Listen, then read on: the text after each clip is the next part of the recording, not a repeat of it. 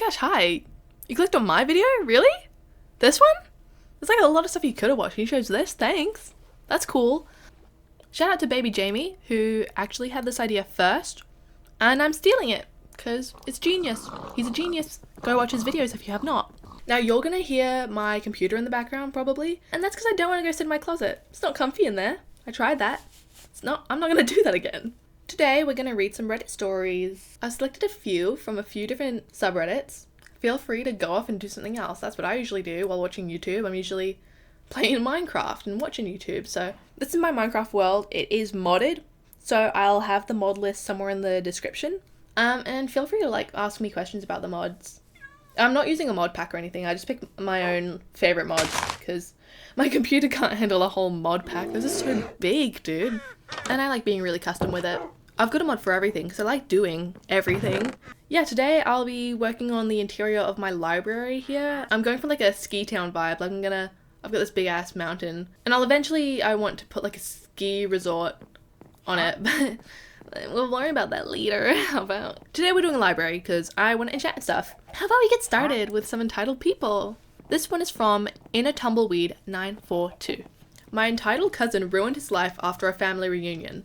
I'm a 31-year-old man, and my cousin, who's 30, who I will call Jake, has always considered himself the favourite of all the grandkids because of how our grandparents would always do stuff specifically with him.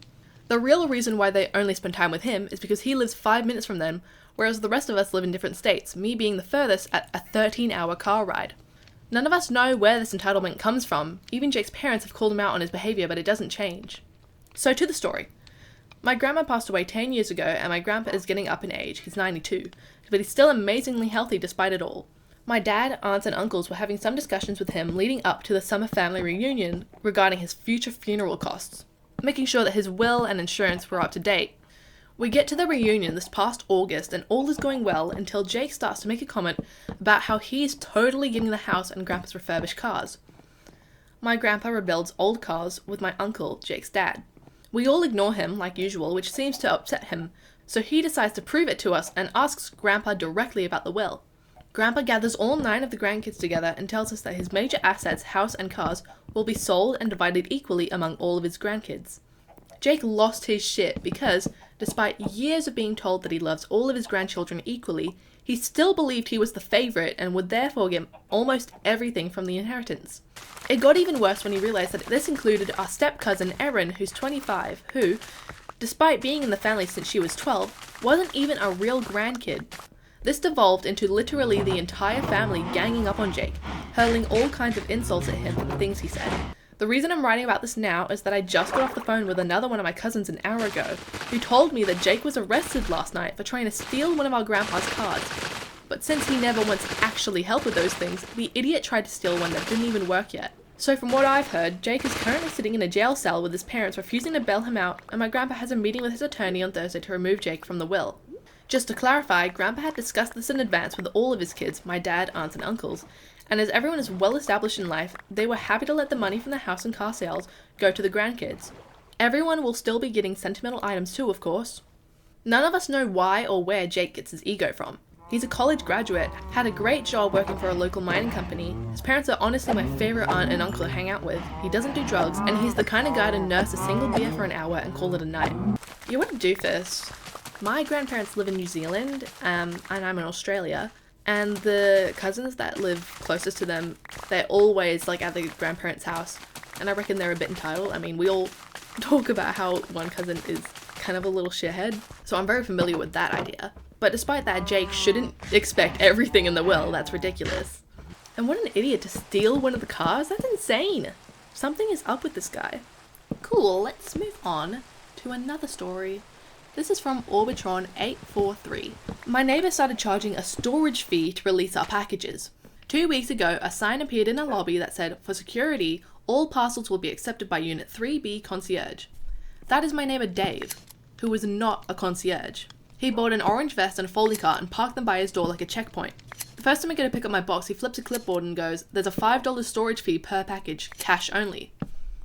I laugh because I think he's joking, but he's not. He points to a little plastic bin with envelopes that already have 5 written on them. I tell them this is not a service I asked for. He says building safety isn't optional. Yeah, sure. Day 3, he is holding my prescription in his hands and says I can get it when I settle the balance for 3 deliveries. So I took a photo of the sign, the vest, the cart, all of it, and emailed our property manager. She shows up that afternoon with the actual building handbook. Dave argues that he's providing community value. The manager says, cool, community value can be provided without stealing mail. She calls the carrier and has packages rerouted to the locked package room that we apparently had this whole time, and tells Dave to knock it off or she calls the cops. He tried to hand me a receipt. I handed him a thank you card that said 0. Funny thing, the cart disappeared, but the orange vest reappeared last night as his Halloween costume. Fitting, honestly. Wow, yeah, that's ridiculous. I thought at first that he had organized this with the building manager, but like to do that without the manager knowing, that's just stupid. What a scam. Well, let's read some Am I the Asshole, because everyone loves it. I love it. It's my favorite. And I love judging people because I think I'm right about everything. And I know you do too. You think I'm right about everything. This is from Deleted. I told my friend why I don't want to date him, and our friends are saying I broke him. Am I the asshole? So I, a 21-year-old female, have a friend of 10 years, Mark, who's 23. He called me yesterday to meet him for lunch and that he had something important to discuss with me. I had free time, so I agreed. I met him already there and joined him. We had lunch, then we talked a bit about random things. Then he cleared his throat and started speaking. He first told me that he didn't understand why I was dating my now boyfriend when he's a better match for me. I asked him to explain, and he basically went on about how he liked me first and he met me first. He's more good looking, he knows me better, he's taller than my boyfriend and more successful, which is not true in a way. My boyfriend works, aside from growing up in wealth, while Mark's entire life is funded by his parents' money. He told me he doesn't understand how I can be with him when he's always been around waiting for me. I was out of words and asked him if he wanted me to be honest, to which he said yes. I told him that I would never want to date him given how I've seen the way he treated his past girlfriends. He ghosts them when he feels like it and just expects them to be there waiting. I told him he's too immature and irresponsible for me, and that dating him would be exhausting. I also explained that the reasons I mentioned was why over time I started putting a distance to our friendship because I didn't like the way he treated the women in his life. When I was done, he was just quiet. He just excused himself and left. I went home and went about my day. Later in the evening, our other friends started asking what I did to Mark and that he's been a wreck since he met me for lunch. He's drinking and not telling anyone what happened. I explained to them what happened and they are saying that I was harsh and that I broke him, blah blah blah. But I think someone had to tell them the truth. So Reddit, am I the asshole? No, you're not the asshole. You're right, someone did need to tell him the truth, and you were harsh, but he needed that.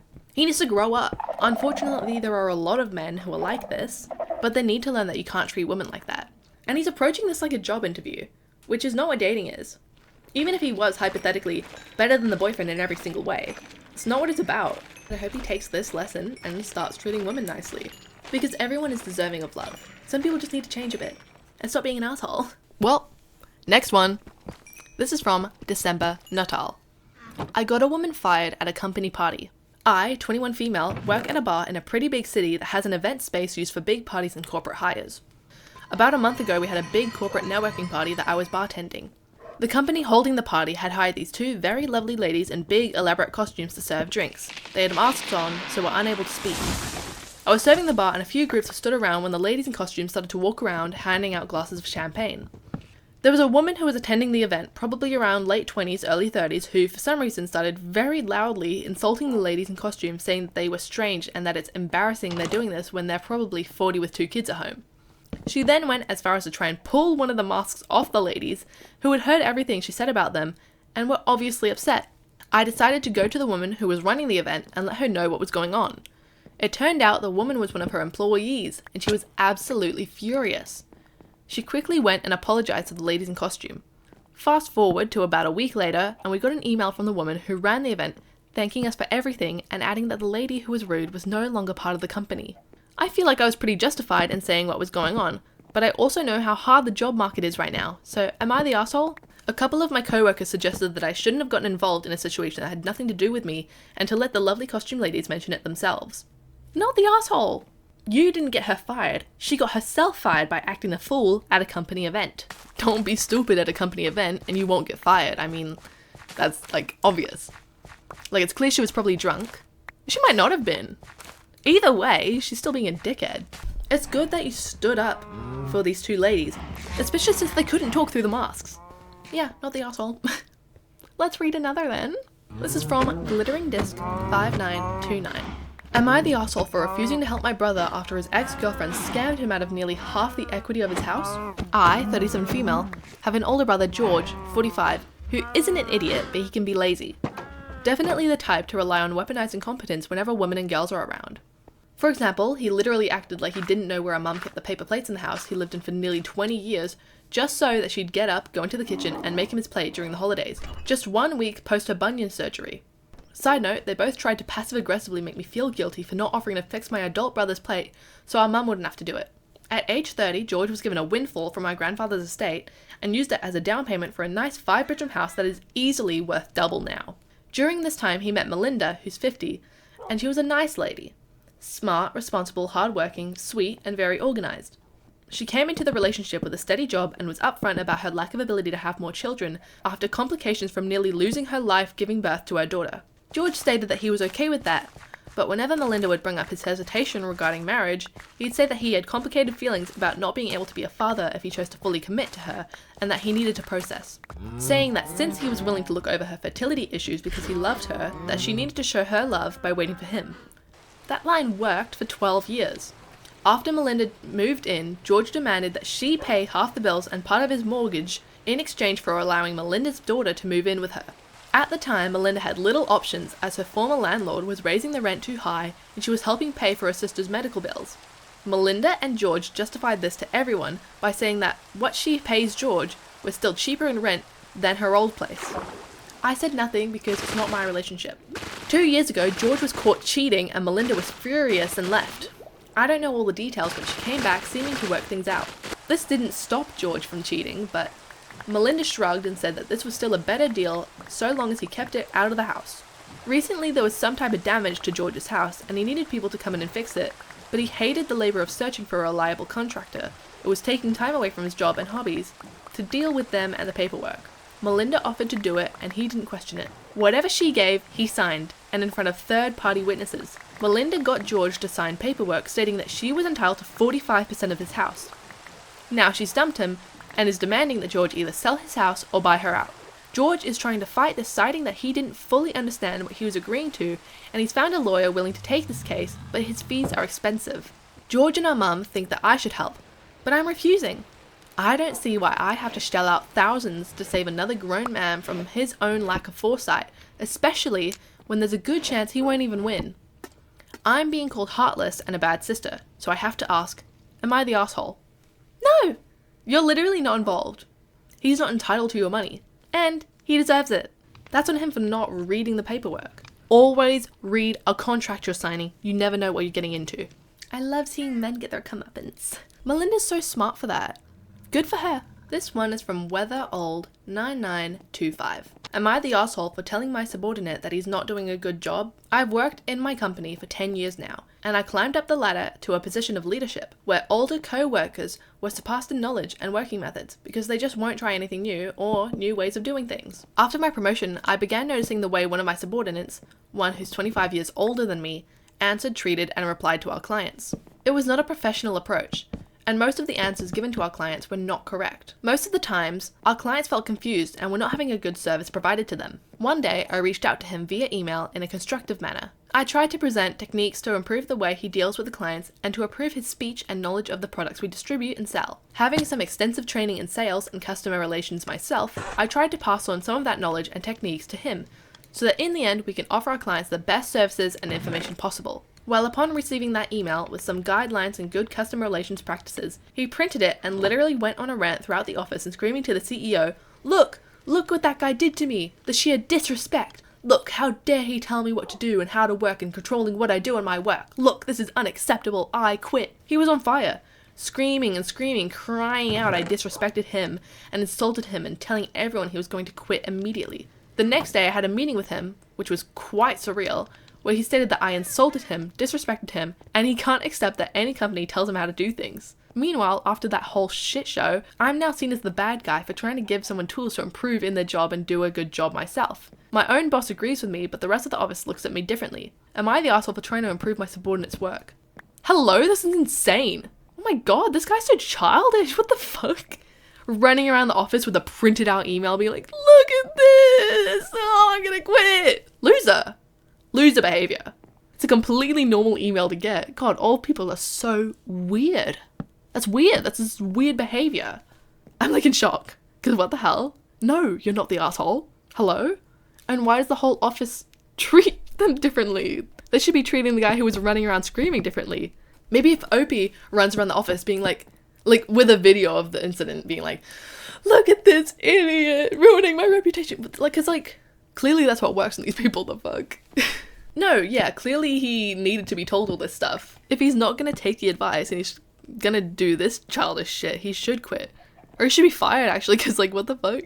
That's not normal, it's weird. I'm really enjoying Am I the Asshole, but maybe let's get some more entitled people. Alright, this is an airplane story. I love airplane stories. There's something about airports that makes people just go fucking insane. Also, sorry if you have a problem with my swearing, but I am Australian. It's just how it works, okay? This is from Shell01. Family tries to trick me into switching to the middle seat. Even I can't believe that this actually happened to me. It's so ridiculous. A couple of years ago, I was on a fully booked international flight. The flight was going to be 8 hours and it was one of those big planes with 3 rows. 3 seats on each side and 4 in the middle. I was in economy sitting alone in the aisle seat of one of the side rows. A couple with their already unhappy toddler walks up and the wife and kids sit down in the middle row beside me. The dad looks around distraught, talks to his partner, and asks me if I could switch seats with him so he could sit with his family. I was reluctant but asked him what seat he had. To my surprise, he said he had a seat in business class. So of course I said absolutely. I started to get up and grab my luggage. But once I stood up, he was like, wait, my wife actually wanted to go sit up there. Can you take her seat instead? I said, no, I'm not switching to the middle row and being blocked into a middle seat by a screaming toddler. And you said you wanted to sit with your family? The dad got all defensive and switched up, holding up traffic during this entire interaction, by the way, raising his voice, going on about how I said I could switch seats with them, and how it's not fair to his wife who would plan on taking his seat up in business class. Not my proudest moment, but I was starting to sass back at him. I'm pretty sure I'd asked him something along the lines of if he had any extra of whatever drugs he was on, because it had to have been some top-notch stuff for him to be acting so crazy in public. At this point, a flight attendant had finally squeezed her way up to us and asked why we weren't taking our seats. Before I could say anything, this man had the audacity to say that I had offered to take his wife's seat and now I wasn't cooperating. I called bullshit. Thankfully, the passenger sitting behind me backed me up and the flight attendant was not in the mood to play. She asked to see his ticket, told me to grab my luggage, and escorted me up to his seat. Needless to say, I had a very nice flight after that. Hello, if you want to sit together, how about you book the seats together? It's not that hard. That's what my family does every time we go on vacation. We always book seats next to each other, because we want to sit next to each other. They allow you to do that, for a reason. And Opie agreed to sitting in business class, not in the middle seat. Duh, I fear that's obvious. And if the wife was planning to sit in the business class seat, why would you offer it up? Let's read one more. This is from Today I Fucked Up. A nice, lighthearted one to end off the video. Today I fucked up by microwaving my socks at work. So I biked to work. This morning it poured on me halfway there and my shoes and socks were absolutely soaked. By the time I got to the office, my feet were pruned like raisins. I thought, okay, I'll just dry them out real quick in the break room microwave. I'd seen people do gloves in there before. No big deal. I take off my socks, toss them in for 2 minutes, and go back to my desk. About 45 seconds in, I smell something awful. Like burnt hair mixed with wet dog. Then the fire alarm goes off. Turns out the synthetic material in my socks basically melted and filled the entire office with smoke. Everyone evacuated. Building management shows up, asks where the fire was, and all my co-workers were standing around shivering in the parking lot while I have to admit, it was my socks. Now the microwave is trashed. HR sent an email reminding everyone not to cook clothing, and they've achieved permanent nickname status. Hot socks. Yeah, that's pretty funny. Cool, let's see the progress on the library. So I'm not quite finished. I'll finish it off later. When I recorded the Minecraft, I had to go to bed. Probably just need like a few more books and other decorations, but yeah, thank you so much for watching. I love you. Or is that too soon? I don't know. I'll probably make another one of these. Shout out to my school for letting me hire this microphone for the week. That's the perks of doing a film and television course. Hopefully I'll see you next time. Have a good day. I hope you sleep well tonight. Bye!